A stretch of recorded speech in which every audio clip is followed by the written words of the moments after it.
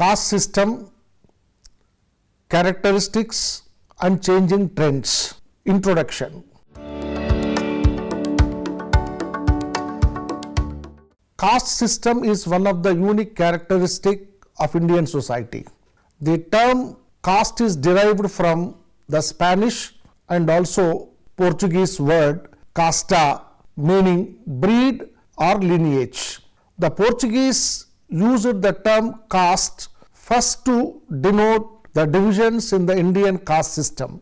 The word caste also signifies race or kind. The Sanskrit word for caste is varna, which means color.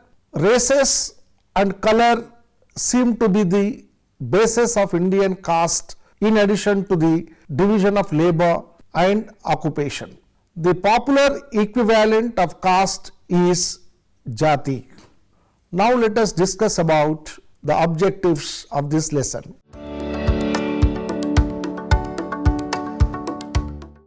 The main objectives of this lesson are: number 1, to discuss about the salient features or characteristics of the caste system. Number 2, to analyze the changing trends in the caste system in India.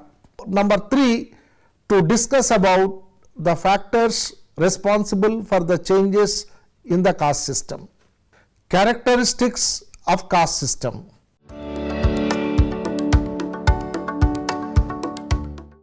The caste system is highly complex in nature. G.S. Gurye has described the characteristics of caste in his book Caste and Class in India. The main traditional features of the caste system are: number 1, ascriptive status. Caste denotes the ascriptive status of an individual. Caste status is determined by birth. Next one is hierarchical division of society. The Hindu society is gradational one. It is divided into several small groups called castes and subcastes. A sense of highness and lowness or superiority and inferiority is associated with this gradation or ranking. The Brahmins are placed at the top of the hierarchy and are regarded as pure, supreme or superior. The degraded castes or the so-called untouchables have occupied the other end of the hierarchy. Next one is segmental division of society. The Hindu society is a caste-ridden society. It is divided into a number of segments called castes. It is not a homogeneous society. Castes are groups with defined boundary of their own. The caste status of an individual is determined by his birth and not by selection nor by accomplishments. No amount of power, prestige and self can change the position of man. The membership of the caste is hence unchangeable, unacquirable, inalienable, unattainable and non-transferable. Further, each caste in a way has its own way of life. Each caste has its own customs, traditions, practices and rituals. It has its own informal rules, regulations and procedures. There were caste councils or caste panchayats to regulate the conduct of members also. The caste used to help its members when they were found in distress. Indeed, the caste was its own ruler. Next one is endogamy or restrictions on marriage. The caste system imposes restrictions on marriage also. Caste is an endogamous group. Endogamy is a rule of marriage according to which an individual has to marry within his or her own group. Each caste is subdivided into several subcastes which are again endogamous. Intercaste marriages were strictly prohibited. Even at present, intercaste marriages have not become popular. Violation of the rule of endogamy was strictly dealt with during the early days. The next aspect is the hereditary occupation. Each caste have a traditional hereditary occupation which is being practiced for generations together. The next important aspect is restrictions on food habits. The caste system has imposed certain restrictions on the food habits of the members. They differ from caste to caste. Who should accept what kind of food and from whom is often decided by the caste. Generally, any kind of food that is prepared by the Brahmins is acceptable to all the caste people. Further, restrictions are also there still on the use of certain vegetables for certain castes. Even today, some traditional Brahmins do not consume onions, garlic, cabbage, carrot, beetroot, etc. So another one is restrictions on occupational choice. In the caste-ridden society, there is a gradation of occupations also. Some occupations are considered to be superior and sacred, while certain others degrading and inferior. For a long time, occupations were very much associated with the caste system. Each caste had its own specific occupation. The caste members were expected to continue the same occupations. Occupations were almost hereditary. Another important aspect is that the civil and religious privileges of certain castes. If the lower caste people suffer from certain disabilities, some higher caste people like the Brahmins enjoy certain privileges. Nowhere the Brahmins suffered from the disabilities mentioned earlier. They are given more liberty because they are believed to be born pure and superior. Education and teaching were almost the monopoly of the higher caste people. Chanting the Vedic mantras was great privilege of the Brahmins. The upper caste people in general enjoyed social, political, legal and religious privileges. Then another aspect is that social and religious disabilities of certain castes. In the traditional caste society, some lower caste people, particularly the Dalits, suffered from certain civil or social and religious disabilities. Generally, the impure castes are made to live on the outskirts of the city or the village. In South India, certain parts of the towns or the villages are not accessible to the Dalits. Socially, Dalits are separated from other members. Even today, in many places, they are not allowed to draw water from the public wells. During the early days, public places like hotels, hostels, public lecture halls, schools, temples, theatres were not kept open for the lower caste people. Educational facilities, legal rights and political representation were denied to them for a long time. In South India, restrictions were placed on the mode of constructing houses of the lower caste people and their types of dresses and patterns of ornamentation. The toddy tappers of Malabar were not allowed to carry umbrellas, to wear shoes or golden ornaments, and to milk cows. They were forbidden to cover the upper part of their body. Another characteristic of caste system is restrictions on social relations, that is purity and pollution. The caste system puts restrictions on the range of social relations also. The idea of pollution makes this point clear. It means a touch of a lower caste man would pollute or defile a man of higher caste. Even his shadow is considered enough to pollute a higher caste man. In Kerala, for a long time, a Nair could approach a Nambudri Brahmin but would not touch him. Further, a Thiyan was expected to keep himself at a distance of 36 steps from the Brahmin and a Pulayan at a distance of 96 paces.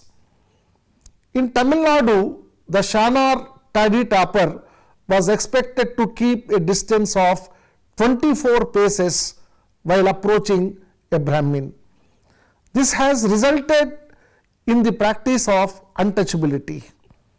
This practice has made the lower caste people to be segregated completely from the higher castes. Then another most important characteristic of caste system is caste panchayat. During the early days, in every village, caste used to have its own caste panchayat. It consisted of 5 chosen members who enjoyed much social privilege and respect. The caste panchayat used to perform a number of functions. It used to make the members comply with the caste rules and regulations, settling caste disputes and giving its final verdict on the issues referred to it were also its other functions. It was giving punishments to those who violated caste rules and regulations. Matters such as breaking the marriage promise, refusal on the part of the husband to take the wife to his house, cruelty to wife, adultery on the part of wife, killing the cows, insulting the Brahmins, having illicit sex relations with other caste people, etc. were dealt with by the panchayat. It was giving punishments such as caste imposing fine, purification, outcasting, etc. for the offenders. The caste panchayat was also striving to promote the welfare of the caste members. Safeguarding the interests of the caste members was yet another function of the caste panchayat. These caste panchayats have become weak and ineffective nowadays. Now let us discuss about the changes in the traditional features of caste system.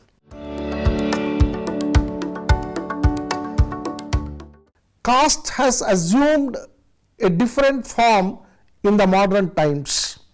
Some of the traditional features described so far have been radically altered. Here is a brief survey of the changes that have taken place in caste system after independence. The first one is the religious basis of the caste has been attacked. Caste is no more believed to be divinely ordained. It is being given more a social and secular meaning than a religious interpretation. Next one is restrictions on food habits have been relaxed. Distinction between pakka food and kacha food has almost vanished.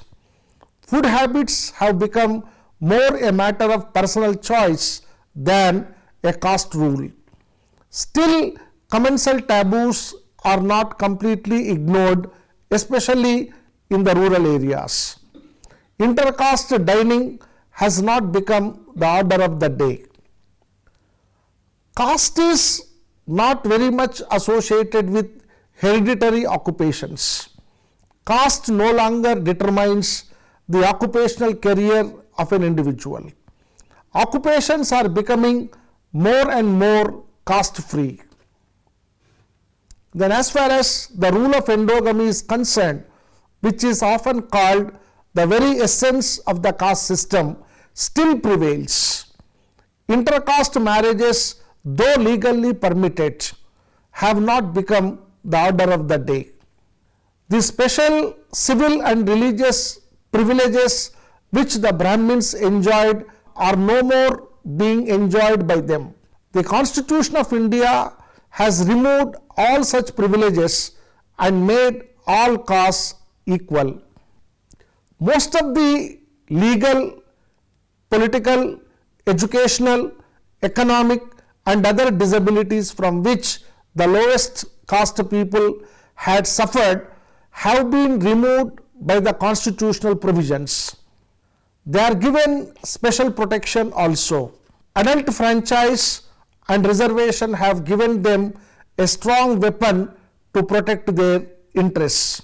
Caste continues to be a segmental division of Hindu society. Caste, with its hierarchical system, continues to ascribe statuses to the individuals. But the twin processes of Sanskritization and Westernization have made possible mobility both within and outside the framework of caste.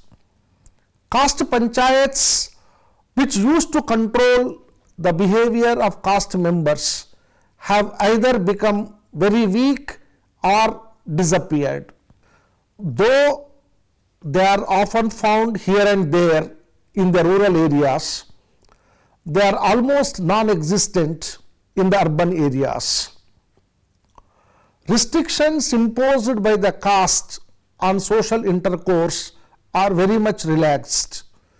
Distinction between touchables and untouchables is not much felt, especially in the community of literate people. However, instances of untouchability are heard in the rural areas.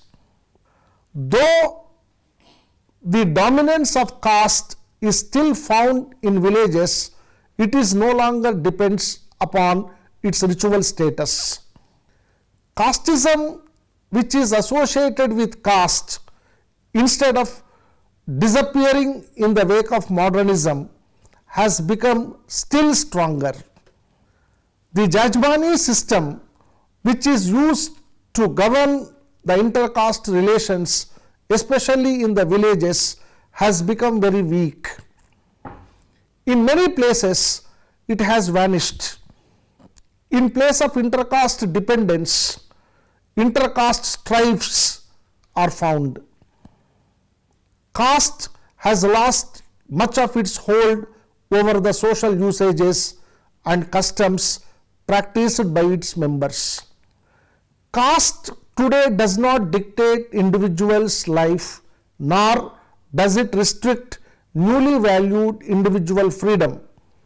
Hence, it no longer acts as a barrier to the progress of an individual.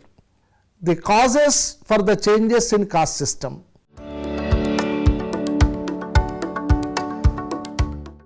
The caste system has undergone vast changes in modern times.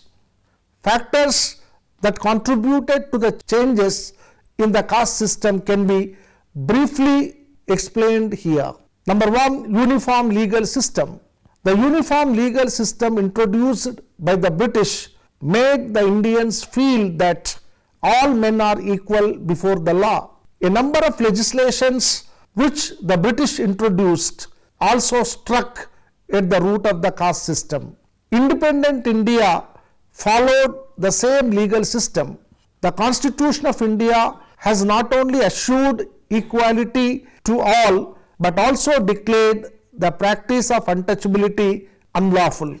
Article 16, 164, 225, 330, 332, 334, 335, 338 and the 5th and 6th schedules of the Indian Constitution provide for some special privileges to the scheduled castes and scheduled tribes to enable them to come up to the level of other upper castes.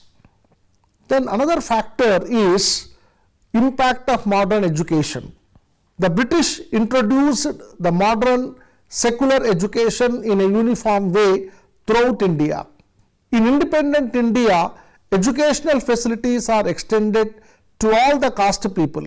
The lowest caste people are also entitled to avail themselves of these facilities.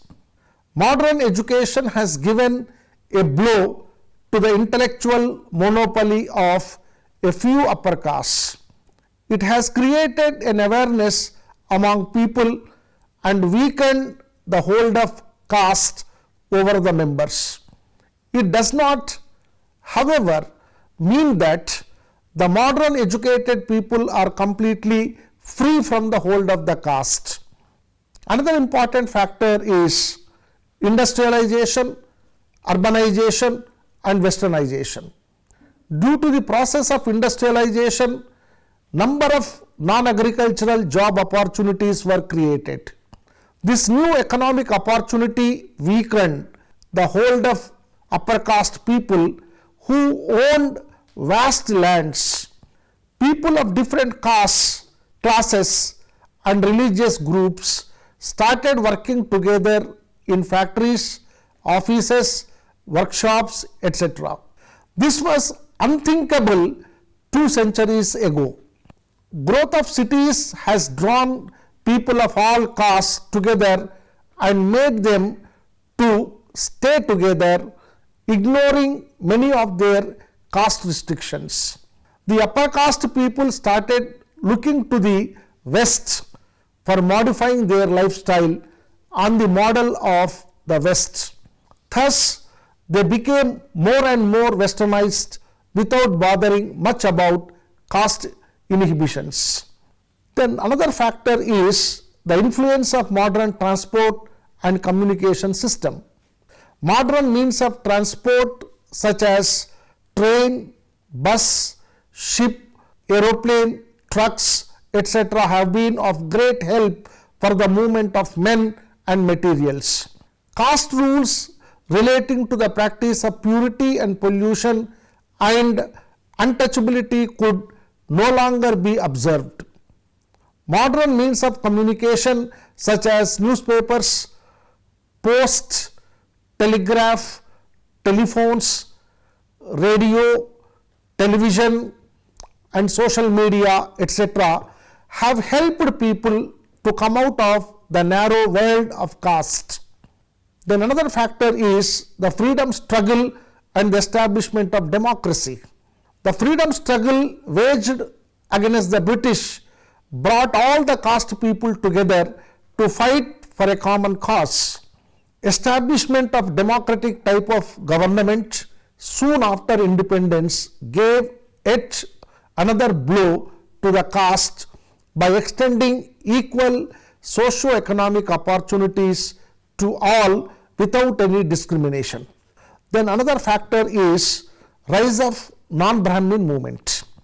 A movement against the Brahmin supremacy was launched by Jyotirao Phule in 1873. This movement became popular in course of time, particularly in the south. It created an awareness among the lower castes and instilled in them the feeling of self-respect. This movement, which became a great political force, brought pressure upon the government to establish backward classes commissions at central and state levels. The recommendations made by these commissions and their implementation provided vast scope for the lower castes to achieve progress. Then another important factor is social legislations.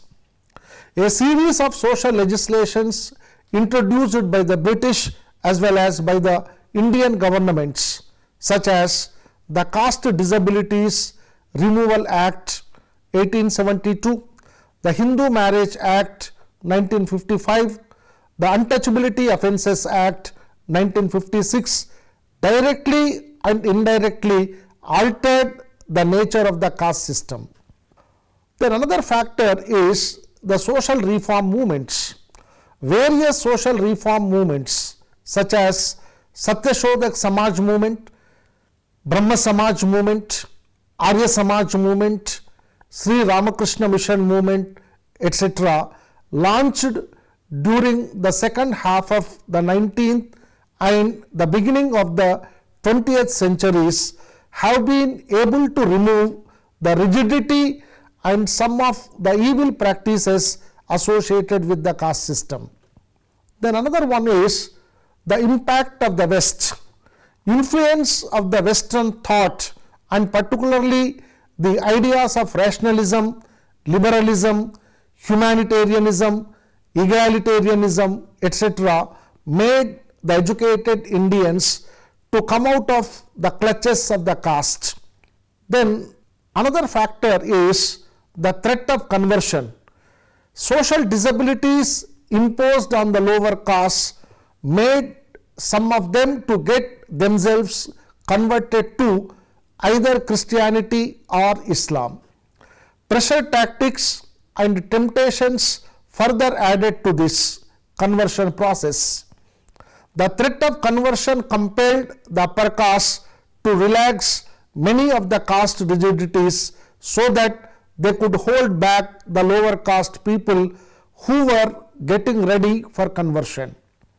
Improvement in the status of women, evolution of new social classes such as working class, middle class and capitalist class, and radical changes in the system of division of labor, especially in the rural areas, have further loosened the roots of caste system. Summary.